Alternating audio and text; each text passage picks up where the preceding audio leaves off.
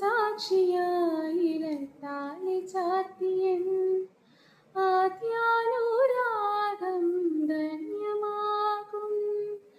മന്ത്രകോടിയിൽ ഞാൻ ഓടി നിൽക്കവേ ആദ്യാഭിലാഷം സഫലമാകും നാലാളി കൈപിടിക്കും തിരുനാടകശാലയിൽ ചേർന്നു നിൽക്കും നാലാളി കൈപിടിക്കും തിരുനാടകശാലയിൽ ചേർന്നു നിൽക്കും യമുനാ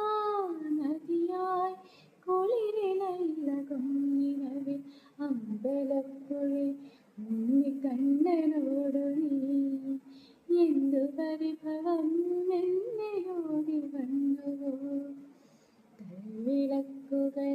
പാതി മിന്നി നിൽക്കവേ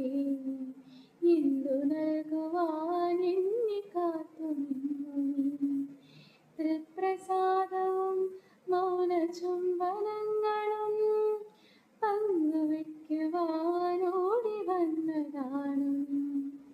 രാഗചന്ദനം